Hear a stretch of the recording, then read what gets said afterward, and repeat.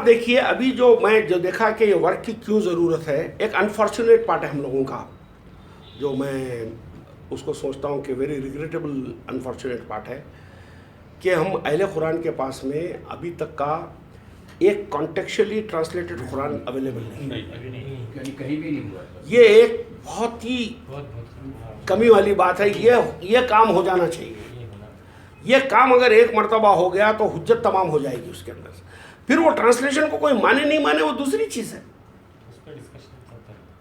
Overall view सामने आ जाएगा पूरी बात का निकल कर।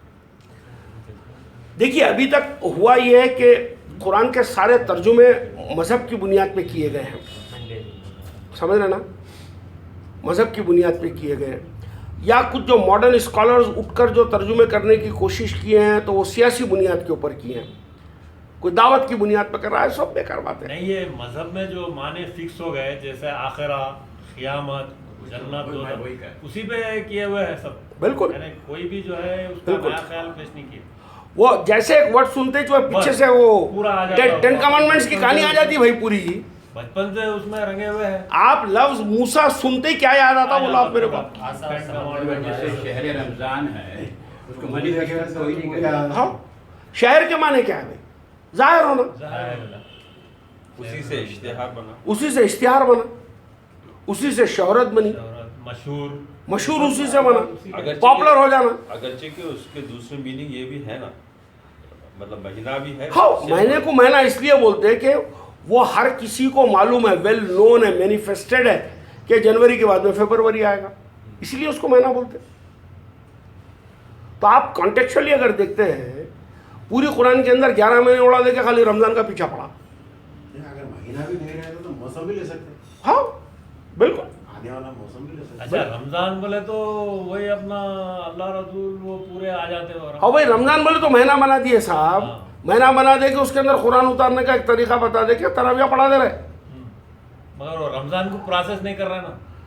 हिस्टोरिकली तो ये भी हुआ कि महीने उस वक्त बने नहीं थे, महीनों के नाम में बहुत बातें बने, बिल्कुल।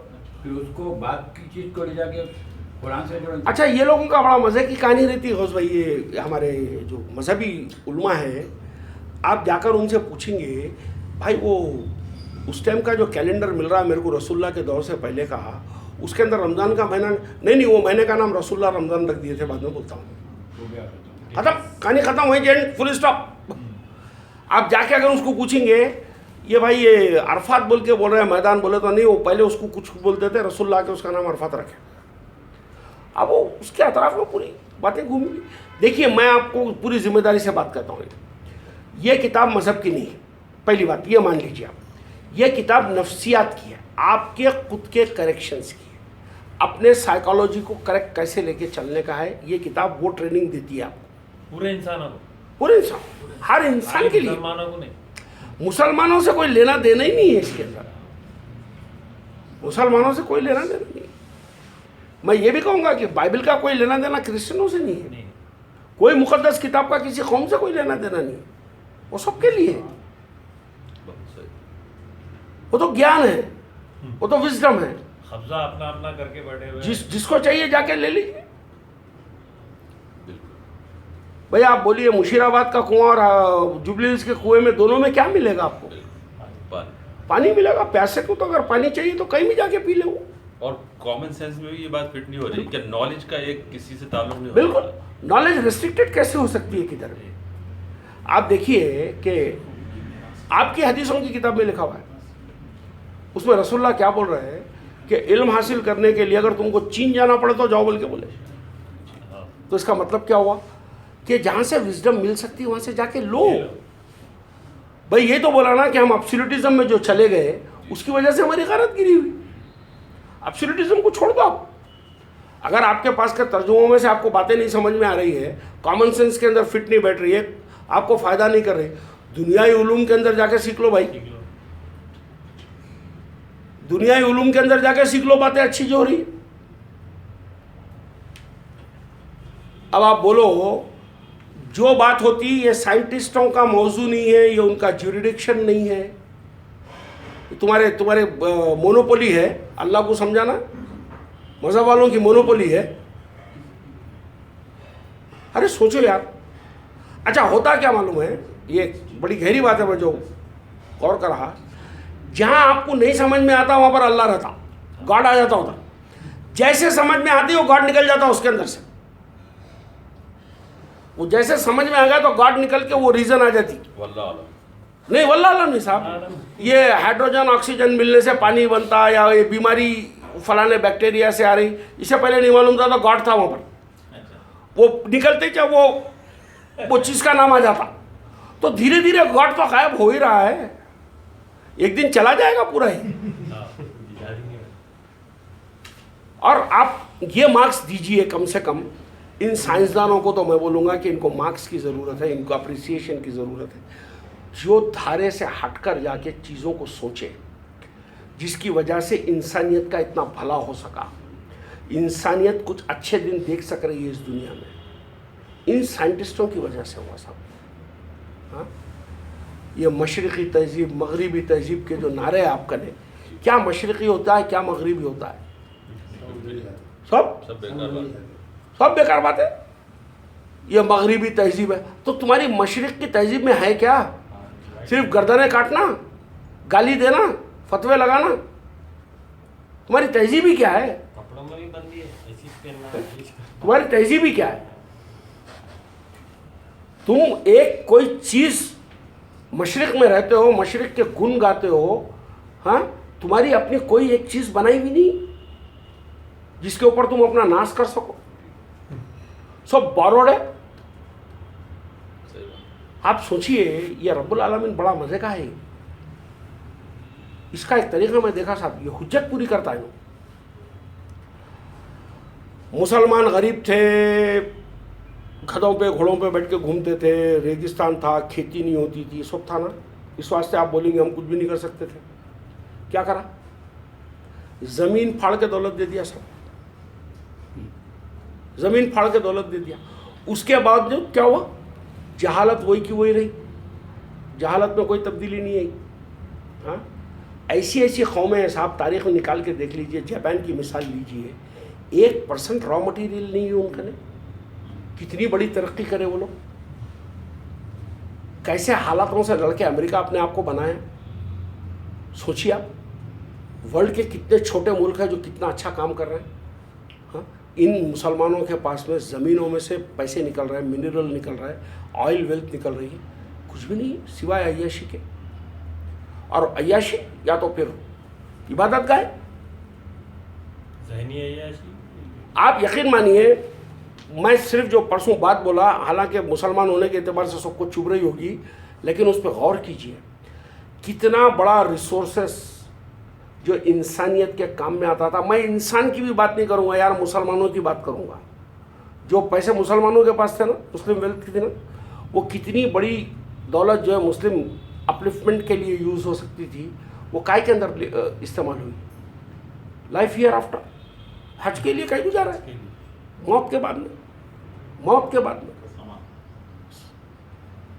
सारे मस्जिदा काय के लिए बन रहे, मौत के बाद। तो आप बोलिए, जो पैसे इतने गालत करे हैं, इतनी वेल्थ गालत करे, अगर इसका इस्तेमाल अगर लाइफ बिफोर डेथ के अंदर अगर इन्वेस्ट करते तो कहाँ से कहाँ कौम निकल जाती थी। ये तो एक झूठा फ्रॉड है, ये भी नहीं समझ सकते। अच्छा चलो, ये अरबा तो जाहिल है, वो तो जहालत बेच रहे हैं। जो अपने आप को इंटेलिजेंट मौलवी कहते हैं, अपने आप को मुफक्किर कहते हैं, तो फिर क्या डिस्कवर किया उन्होंने अभी तक? ये भी डिस्कवर नहीं कर सका कि हम अरबों अपने इजिप्शियन की जहालत की पैरवी कर रहे हैं, अरबों की जहालत का नाम इस्लाम लगा के रखे। ये भी डिस्कवर नहीं हुआ आपको? तो फिर डिस्कवर क्या किया आपने? पूरा बिका हुआ सब यार। गौस भाई, मैं आपको पूरी जिम्मेदारी से बोलूँगा, जो मजहबी कारोबार कर रहे हैं, जो मजहबी बातचीत करते हैं, चाहे वो जावेद अहमद खामदी होंगे, मौलाना वहीदुद्दीन होंगे, कोई भी होगा, ये सब अरबों के एजेंडा हैं। इनको अरबों की वजह से मदद होती है, फाइनेंशियली, नॉन फाइनेंशियली, डायरेक्टली और इनडायरेक्टली। इसको छोड़कर अगर ये बात अगर करेंगे तो इनको सड़क पर चलने वाले 3 आदमी भी पलटा के नहीं पूछेंगे। यही बात है, समझ रहे हैं आप? इन लोगों को इस धारे में रहना ज़रूरी है। वरना कौम इनकी सुन नहीं सकती, इनको टीवीज़ के प्लेटफॉर्म नहीं मिलते हैं, इनकी किताबें नहीं छप सकती है, इनको अवार्डा नहीं मिल सकते। भैया ये कुछ भी नहीं है, ये सब अपने अपने महकूमे चला रहे, इनको अपने महकूमे चला लेने दो। उन्होंने तो अपनी दाल रोटी सेक ली है। आप क्यों बगैर औलाद घूमना चाहते हो? हाँ, आप क्यों बगैर औलाद घूमना चाहते हो? क्यों अपनी जिंदगी को किसी और के लिए बर्बाद करना चाहते हो? तो बहरहाल भाई आज ये बात रही, तो आप लोग कुछ बोले। शरीफ साहब आपसे सुनेंगे भैया, आप बड़े काबिल इंसान हैं, आपकी बातें जो है हमारी। ये बात मेरे जहन में कहाँ से आती है? मेरे पास 2-3 हज़ार किताबें लीजिए। हैं, ये बात एक किताब में नहीं भाई, कितना सादा वर्ड है क़यामा, कायम होना। क्या कायम होना? इस्टेब्लिश होना है। हम तो एक ऐसे इवेंट को समझते हैं हाँ। जो हमारी जिंदगी में आएगी, जब पहाड़ फटेंगे, जमीन कई को फटते भाई पहाड़, कई को फटते हैं। हाँ, कई को फटते हैं। शक्ल खमर और ये वो सारी बातें। हमारी जिंदगी तो छोड़ो, और 1500 साल 5000 साल बाद भी नहीं होने वाला है ये सेटिस्फाई कर लो पहले अपने आप। कभी भी वो क़यामत ना आएगी, ना होने वाला है भाई। जो चीज़ बिलियन ऑफ ईयर से इस्टेब्लिश है, ये जो यूनिवर्स है हमारी, बिलियंस ऑफ ईयर से है, और इसमें हो क्या करा? हर रोज़ नए गैलेक्सीज बन रहे हैं, हर रोज़ नए स्टार्स बन रहे हैं, हर रोज़ नए स्टार्स जन्म ले रहे हैं, हर रोज़ कुछ ना कुछ मर रहा है। लेकिन अभी तक का की मालूमात में, साइंस की बात कर रहा हूँ मैं, अभी तक का की साइंटिफिक ऑब्जर्वेशन से सिवाय अर्थ के बायोलॉजिकल लाइफ और कहीं साबित नहीं हो सकी है। इस इस्तिस्ना की ब्यूटी को समझिए आप लोग। हाँ, कहीं पर भी साबित नहीं हुई है साहब। चांद को ऐसा उंगली बता तो 2 टुकड़े हो गया कहते हैं। शक्ल खमर क्या है वो सूरा? 54 नंबर का है ना, वो चांद के 2 टुकड़े हो गए कहते हैं। एक अली के घर के पीछे जाके गिरा करते, कहीं की और गिरा करते। आप देखिए कुरान का जो डिस्कोर्स है इतना सादा है, ये मुझे तो बाज़ मरतबा ऐसा लगता है कि जैसा एक टीचर प्राइमरी के बच्चों को जो पढ़ाती, देखिए A for apple, B for bell, वैसा है ये। अगर इसको सिंपल रखेंगे तो इतनी सिंपल है किताबी। चलिए आपको कुछ एक बात कोई छेड़ी दी है खमर की, तो मैं आपको एक सूरह खमर का पूरा सूरा तो नहीं ट्रांसलेट करूंगा, लेकिन एक झलक बताता हूं, तो उसका क्लू में से आप पूरी बात समझ लेंगे। 54 नंबर का सूरा निकालिए है साहब, सूरह खमर। अभी देखिए ये खमर, ये शक्ल खमर क्या है, अभी आपको समझ में आ जाएगा।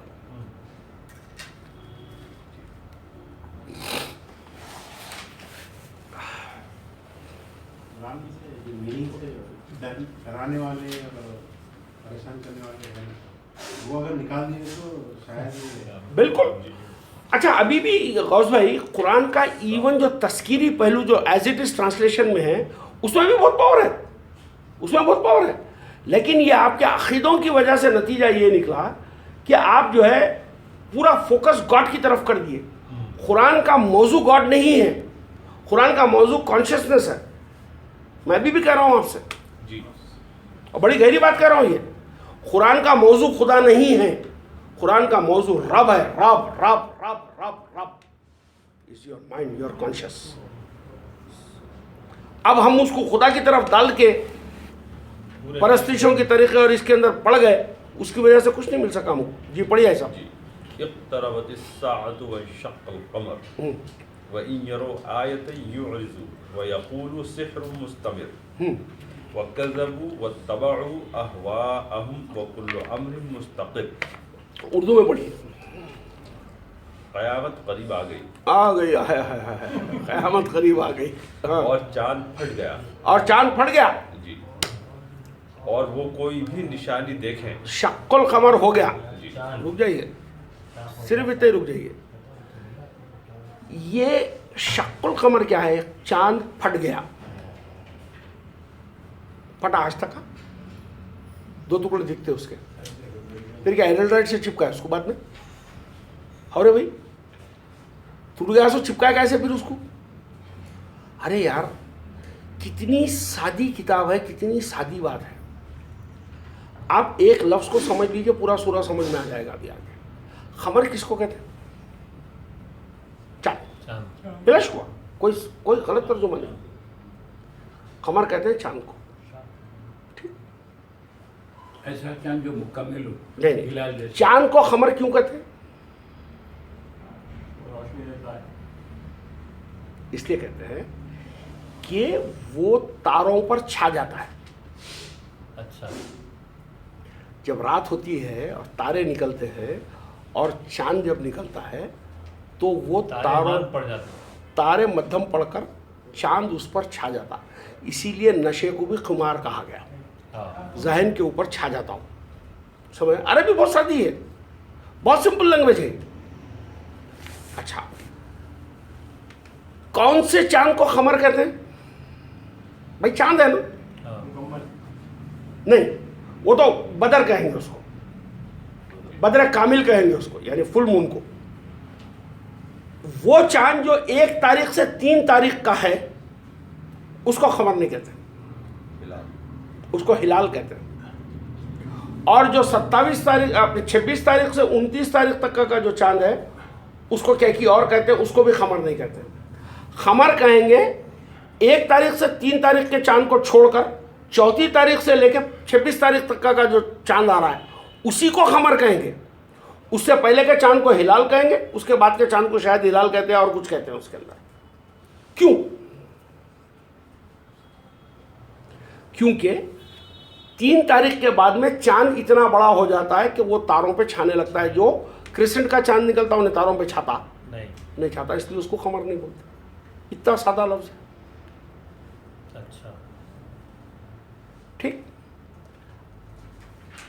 अब जो हजारों इंसान बैठे हुए हैं यहाँ पर, एक कौम बैठी हुई है, एक फिरौन जैसा या खराब इंसान उनके ऊपर अपनी दादागिरी करके हुकूमत बना लिया, तो क्या हुआ? वो उनके ऊपर कौन छाया? फिरौन छाया। एक जालिम बादशाह छा गया, वो उनके ऊपर हावी हो गया।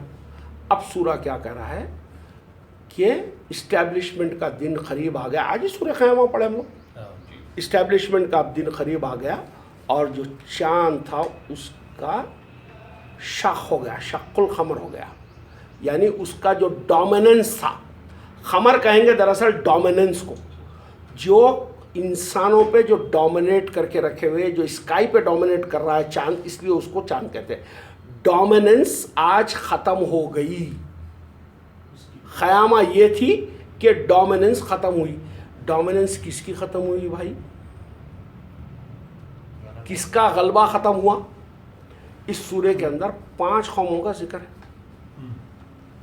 फिरौन का जिक्र है, कौम आद का जिक्र है। पढ़िए आप आगे, छोटा सा सूरा है। हाँ, और कोई भी निशानी देखें तो वो ऐराज ही करेंगे। हाँ। और कहेंगे ये तो जादू है। हाँ। जो पहले से चला आ रहा है। हाँ। और उन्होंने झुटला दिया और अपनी ख्वाहिशों की पैरवी की। ठीक। और हर काम का वक्त मुकर्रर है। ठीक। और उनको वो खबरें पहुंच चुकी हैं जिसमें काफ़ी इबरत है। ठीक है। निहायत दर्जे की हिकमत। ठीक। मगर तंबीहात उनको फ़ायदा नहीं देती। ठीक। बस उनसे ऐराज करो। ठीक। जिस दिन पुकारने वाला एक नागवार चीज की तरफ पुकारेगा। ठीक। आंखें झुकाए हुए कब्रों से निकल पड़ेंगे। ठीक। गोया कि वो बिखरी हुई हड्डियां हैं। ठीक। टिड्डियां हैं। ठीक। भागते हुए पुकारने वालों की तरफ। हाँ। मुनकिर कहेंगे कि ये दिन बड़ा सख्त है। हाँ।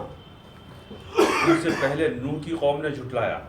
अब देखिए, जिनके खमर खत्म हो रहे, नूह की, यानी जो डोमिनेंस करे हुए थे नूह के कौम के ऊपर, कोई जालिम सरकश बादशाहें थे वो जो डोमिनेंस करे हुए थे, नूह को गलबा मिला और वो हलाक हुए। फिर उसके बाद नूह के बाद दूसरी कौम किसकी है? आद आ गई। फिर उसके बाद कौन है? मूसा की कौम है, फिरौन आ रही है। समूद है। फिर समूद है, लूत है। तो इन लोगों के ऊपर जो उस ज़माने के जो भी हुक्मरान थे, जो इन कौमों के ऊपर गलबा लिए हुए थे, इन तमाम का गलबा ख़त्म हुआ और हक़ इनके ऊपर छा गया। ये बात सूरह क़मर के अंदर कही जा रही है पूरी, वरना वो चांद के फटने से 5 कौमों का जिक्र कहीं को लाया भाई। आप बात समझे? आप खाली खबर के मीनिंग को अंडरस्टैंड कीजिए। गलबा, डोमिनेंस, डोमिनेंस का खात्मे की बात हो रही है यहाँ पर। किसका डोमिनेंस का खात्मा हुआ? फिरौन का डोमिनेंस का खात्मा हुआ, नूह के ज़माने के आदमी का खात्मा हुआ, समूद के कौम के ऊपर जो हावी हुआ था उसका खात्मा हुआ, और फिर लूत की जो कौम थी उसके ज़माने का जो भी सरकश था उसका खात्मा हुआ। उन खात्मे की बात करते हुए अल्लाह ताला इसी में कहता है कि कोई है, हमने इस कुरान को आसान बनाया। इसी में है ना, यस्सरल कुरान इसी में आता है। जी हाँ। और हमने कुरान को नसीहत के लिए आसान कर दिया। हाँ, तो क्या कोई है नसीहत हासिल करने वाला? अब ये बताया जा रहा है कि गैर उसूली तौर के ऊपर अगर किसी पे गलबे करके बैठेंगे, उनका हशर इन कौमों की जैसा होगा। एक इबरत है, क्या कोई है इस इबरत से अपनी ज़िंदगी का सबक बनाने वाला? यह पूरा सूरह कमर, जाइए 54 नंबर का सूरा है, छोटा सर का सूरा है, कई मरतबा पढ़िए, आपको खुद समझ में आ जाएगा। एक वर्ड, की वर्ड बोलता हूँ उसको मैं, कील वर्ड बोलता हूँ, कीली, कीली तमिल में उसको कीली बोलते हैं हमारे पास में, चाबी। हर सूरे में या हर आयत में एक चाबी वाला वर्ड होता है जिसकी वजह से आप अटके हुए रहते हैं। वो चाबी अगर सही लग गई उस वर्ड पे जाकर, पूरी आयत खुल जाएगी, पूरा सूरा खुल जाएगा। बिल्कुल। अब यहाँ पर जो सबसे बड़ा मुश्किल था, खमर को समझना मुश्किल था।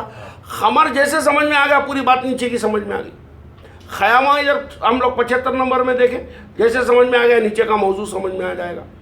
तो हर सूरा अपने में एक मौजू लिए हुए होता है, और मौजू के अंदर बिलाशुबा, क्योंकि क्लासिक लैंग्वेज है और हमारे पे चढ़े हुए है, तो आपको ये देखना पड़ेगा कि की वर्ड कहाँ पर है। कीली वाला वर्ड पकड़ना आना चाहिए आपको। बिल्कुल। अब आप खुद देख रहे होंगे, आप खमर जैसे समझ में आती, 5 कौमों के खात्मे की बात हो रही है यहाँ पर, और ये खात्मा कैसे ख़त्म हुआ? नबूवत के जोर के ऊपर ख़त्म हुआ, ये बात आ रही है। बस कुरान की हर, मैं ये आपको कह सकता हूँ कि इसका ईच वर्ड डिवाइनली गाइडेड है, जो एक रसूल की ज़बान से हम तक का पहुँचा है। इसमें का एक वर्ड भी इंसान का नहीं है, एक वर्ड इंसान का नहीं है इसमें से।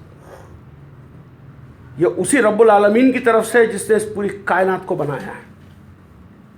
आप लोग कहते हैं कि हबीब भाई खुदा का इनकार करते हैं। हबीब भाई खुदा का इनकार नहीं करते हैं, हबीब भाई तुम्हारे बुतों का इनकार करते हैं।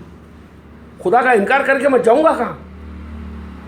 कौन है मेरा फिर जिसके पास जाऊं मैं? अगर मैं खुदा को छोड़ता हूं तो मेरे पास है कौन मेरा? मैं तो उस बड़े रब के साथ में जीता हूं हमेशा। आप अपने जहनों के बुतों के साथ जीते हैं, मेरा इनकार आपके जहनी बुतों से है। रब्बुल आलमीन से कैसे कोई इनकार करेगा? क्या, कितनी पावरफुल किताब है ये, इतनी पावरफुल किताब है। इस किताब के पावर का अंदाजा नहीं किया हम लोगों ने। सूरह मुल्क के अंदर क्या कह रहा है रब? कि मैं ताकत हूँ, मैं पावर हूँ, जो पूरी कायनात को बनाया मेरे हाथों से, इसको यानी मतलब मेरा पावर ने इसको बनाया, और उसके अंदर तुम देखो कहीं कोई ऐब नहीं है। परफेक्टली डिज़ाइन की है मैंने इसको, परफेक्टली डिज़ाइन। फिर सूरह फुरकान के अंदर इब्तिदा में क्या कह रहा है? और हमने हर चीज़ की कदर मुकर्रर। 25 नंबर का सूरह निकालिए है सब, आगाज़ 25 बिगनिंग।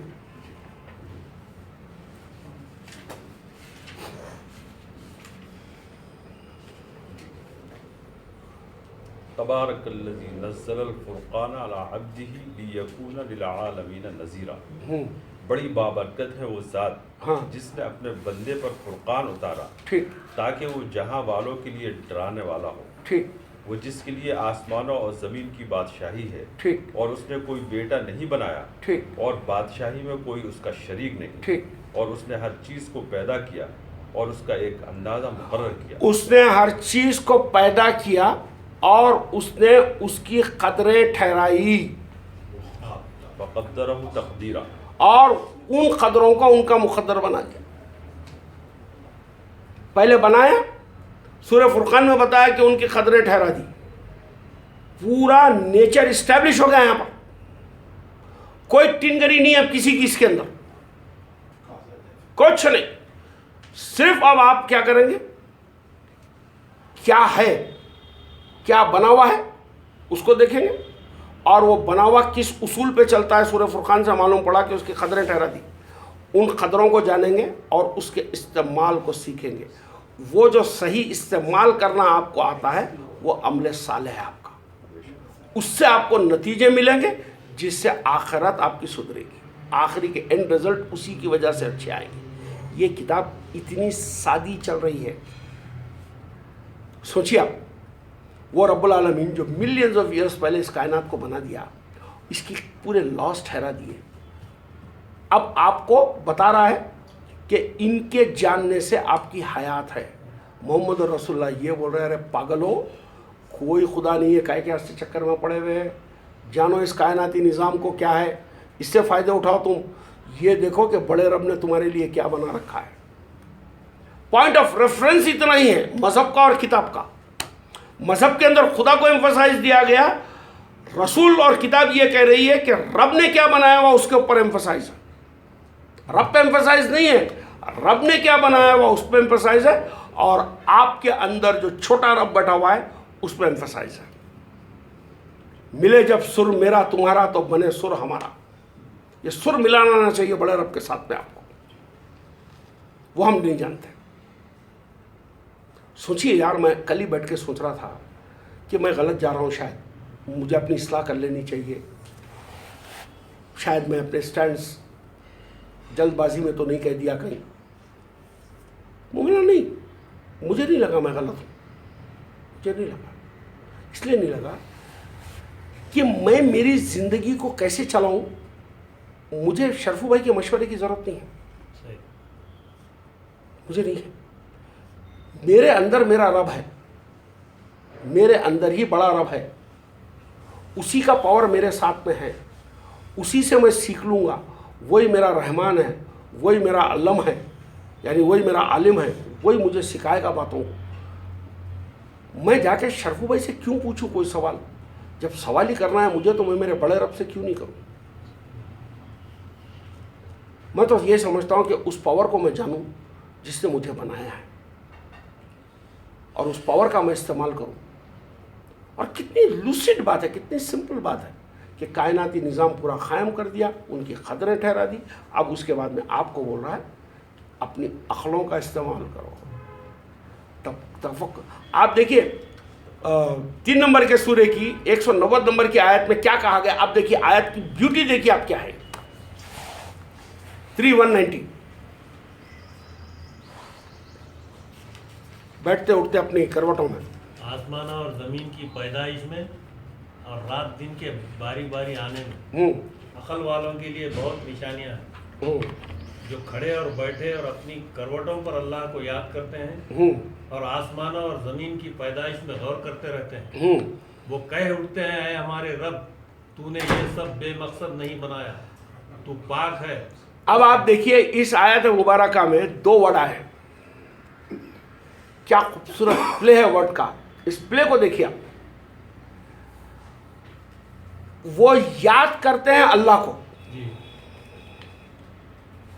यानी वो गौर और फिक्र करते हैं अल्लाह में। आप अरबी में पढ़िए,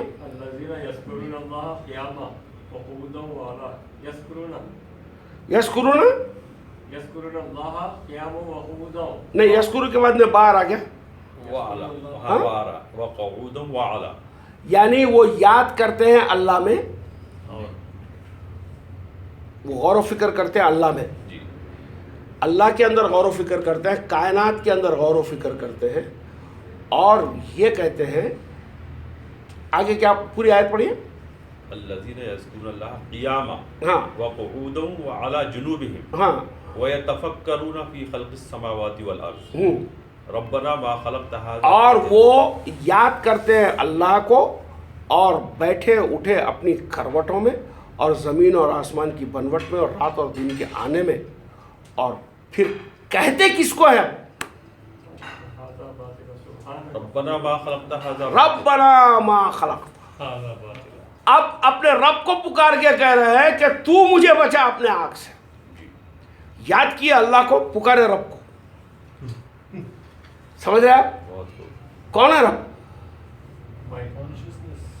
आपके कॉन्शियसनेस को ये कह रहे हैं कि मुझे ऐसी गंदगी में तू मत डाल देना कि मैं कहीं आग में चला जाऊं। ये जो बच रहा है आप यहाँ पर, और जो रब से जो मांग रहे हैं, और क्या चीज़ करने के लिए मांग रहे हैं कि सही चीज़ आपको मिल जाए, जिसकी वजह से अल्लाह में जो बरकतें और रहमतें रखी हुई है उसका आप इस्तेमाल करेंगे। वो सही ख्याल जो आपको मिलेगा, वो ख्याल जब सही हो गया आपका ने, वो कहलाया ख़यामा। समझ रहे आप? तो अब आप बताइए, याद अल्लाह को किया, रब से जो है दरख्वास्त की कि आग से बचाना। कोई भी दुआ, चाहे इंसान मांगा या नबी मांगा, अल्लाह से नहीं मांगा, सब रब से मांगा। तो आप इस फ़र्क को समझ लीजिए।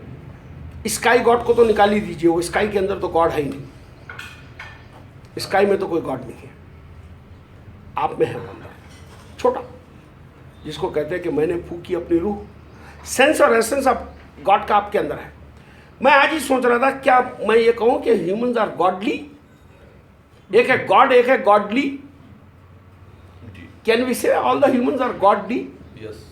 With the godliness, with the godliness. इसीलिए मेरे ख्याल से इसको अंग्रेजी में सही कहा गया, ह्यूमन बीइंग कहते हैं इसको, ह्यूमन बीइंग। ये बीइंग क्या है? वो जो बड़ा रब है उसका एक हिस्सा। तो मैं हमेशा ये बोलता हूं कि बीइंग को छोटे छोटे बी से मत लिखा करो, कैपिटल बी से लिखा करो। बीइंग यानी रब का शऊर इंसान में। तो मैं समझता हूं कि every man is with the godliness, with the godliness. Yes, बिल्कुल है ना सब? खलीफतुल अर्ज़। अरे नहीं, खलीफतुल अर्ज़ तो बहुत खतरनाक चीज़ है, वो नहीं। यानी ये बताए कि मत बदलना मेरी बनाई हुई फितरत को, अल्लाह की फितरत जिसमें मैंने इंसान को बनाया। खलीफतुल अर्ज़ तो बोलूँगा एक दिन मैं कि ये खलीफा कौन है, और ये ज़मीन के अंदर कहीं को रहता है, इन्हें फिल इनसाइड, ज़मीन पे नहीं, ज़मीन के अंदर का खलीफा। ये ज़मीन के फिल फी इन ना भाई, फी बोले तो ऊपर क्या सही ना था, क्या भी आता था। तो ये ज़मीन के अंदर कहीं को घुस गया खलीफा। ये आपका जो कारीगर था ना, बहुत बड़ा कारीगर था। इन्हें कौन? अब्दुल मलिक इब्ने मरवान। इन्हें पहली वक्त बोला ये खलीफतुल्लाह, मैं अल्लाह का खलीफा हूँ बोल के। पहले ये लोगों को खलीफा नहीं बोलते थे, अमीरुल मोमिनीन बोलते थे। इन्हें निकाला है पहली मर्तबा टर्म। ये कारीगर चीज साफ साफ, ये पूरा मजहब बनाने वाला ब्यूटीफुल डिजाइनर है। इसीलिए तो देखो उसका माइंड कितना पावरफुल है। वो रॉक ऑफ डूम की आर्किटेक्चर देखिए कितनी खूबसूरत है जो बनाया। वो इंटेलिजेंट मैन।